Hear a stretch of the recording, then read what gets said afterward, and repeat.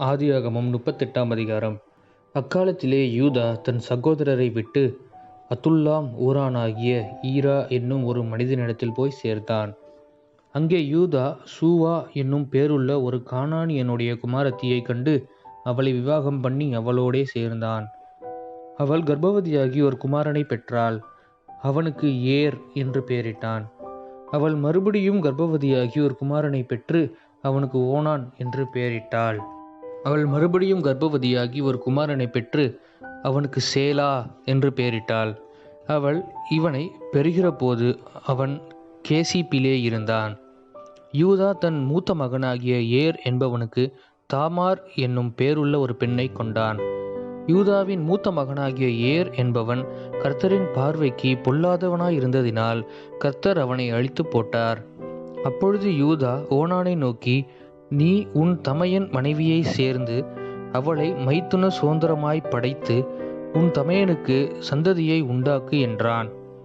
அந்த சந்ததி தன் சந்ததியாயிராதென்று ஓனான் அறிந்தபடியினாலே அவன் தன் தமையனுடைய மனைவியை சேரும்போது தன் தமையனுக்கு சந்ததி உண்டாகாதபடிக்கு தன் வித்தை தரையிலே விழவிட்டு கெடுத்தான். அவன் செய்தது கர்த்தரின் பார்வைக்கு பொல்லாததாய் இருந்ததினால் அவனையும் அவர் அழித்து போட்டார். அப்பொழுது யூதா தன் குமாரனாகிய சேலாவும் அவன் சகோதரர் செத்தது போல சாவான் என்று அஞ்சி தன் மருமகளாகிய தாமாரை நோக்கி, என் குமாரனாகிய சேலா பெரியவனாகும் மட்டும் நீ உன் தகப்பன் வீட்டிலே கைம்பெண்ணாய் தங்கியிரு என்று சொன்னான். அந்தபடியே தாமார் போய் தன் தகப்பன் வீட்டிலே தங்கியிருந்தாள். அநேக நாள் சென்ற பின் சூவாவின் குமார்த்தியாகிய யூதாவின் மனைவி மரித்தாள்.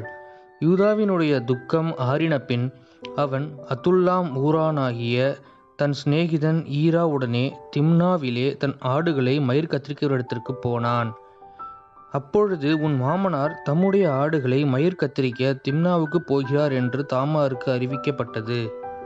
சேலா பெரியவனாகியும் தான் அவனுக்கு மனைவியாக கொடுக்கப்படவில்லை என்று அவள் கண்டபடியால் தன் கைம்பெண்மைக்குரிய வஸ்திரங்களை களைத்து போட்டு முக்காடிட்டு தன்னை மூடிக்கொண்டு திம்னாவுக்கு போகிற வழியில் இருக்கிற நீரூற்றுகளுக்கு முன்பாக உட்கார்ந்தாள். யூதா அவளை கண்டு அவள் தன் முகத்தை மூடியிருந்தபடியால் அவள் ஒரு வேசி என்று நினைத்து அந்த வழியாய் அவளிடத்தில் போய் அவள் தன் மருமகள் என்று அறியாமல், நான் உன்னிடத்தில் சேரும்படி வருவாயா என்றான். அதற்கு அவள், நீர் என்னிடத்தில் சேரும்படி எனக்கு என்ன தருவீர் என்றாள். அதற்கு அவன், நான் மந்தையிலிருந்து ஒரு வெள்ளாட்டு குட்டியை அனுப்புகிறேன் என்றான். அதற்கு அவள், நீர் அதை அனுப்பும் அளவும் ஒரு அடைமானம் கொடுப்பீரோ என்றாள். அப்பொழுது அவன், நான் உனக்கு அடைமானமாக என்ன கொடுக்க வேண்டும் என்று கேட்டான். அதற்கு அவள், உம்முடைய முத்திரை மோதிரமும் உம்முடைய ஆரமும் உம்முடைய கைக்கோலும் கொடுக்க வேண்டும் என்றாள். அவன் அவைகளை அவளுக்கு கொடுத்து அவளிடத்தில் சேர்ந்தான். அவள் அவனாலே கர்ப்பவதியாகி எழுந்து போய் தன் முக்காடை களைத்து தன் கைம்பெண்மைக்குரிய வஸ்திரங்களை உடுத்தி கொண்டாள். யூதா அந்த ஸ்திரீயினிடத்தில் இருந்த அடைமானத்தை வாங்கி கொண்டு வரும்படி அதுல்லாம் ஊரானாகிய தன் சிநேகிதன் கையிலே ஒரு வெள்ளாட்டுக்குட்டியை கொடுத்து அனுப்பினான். அவன் அவளை காணாமல் அவ்விடத்து மனிதரை நோக்கி, வழியண்டை நீரூற்றுகள் அருகே இருந்த தாசி எங்கே என்று கேட்டான். அதற்கு அவர்கள், இங்கே தாசி இல்லை என்றார்கள். அவன் யூதாவினிடத்தில் திரும்பி வந்து, அவளை காணோம், அங்கே தாசி இல்லை என்று அவ்விடத்து மனிதரும் சொல்லுகிறார்கள் என்றான். அப்பொழுது யூதா, இதோ இந்த ஆட்டுக்குட்டியை அனுப்பினேன், நீ அவளை காணவில்லை, நமக்கு அவகீர்த்தி வராதபடிக்கு அவள் அதை கொண்டு போனால் போகட்டும் என்றான். ஏறக்குறைய 3 மாதம் சென்ற பின்பு உன் மருமகளாகிய தாமார் வேசித்தனம் பண்ணினாள். அந்த வேசித்தனத்தினால் கர்ப்பவதியுமானாள் என்று யூதாவுக்கு அறிவிக்கப்பட்டது. அப்பொழுது யூதா, அவளை வெளியே கொண்டு வாருங்கள், அவள் சுட்டரிக்கப்பட வேண்டும் என்றான். அவள் வெளியே கொண்டு வரப்பட்ட போது அவள் தன் மாமனிடத்திற்கு அந்த அடைமானத்தை அனுப்பி, இந்த பொருட்களை உடையவன் எவனோ அவனாலே நான் கர்ப்பவதியானேன்.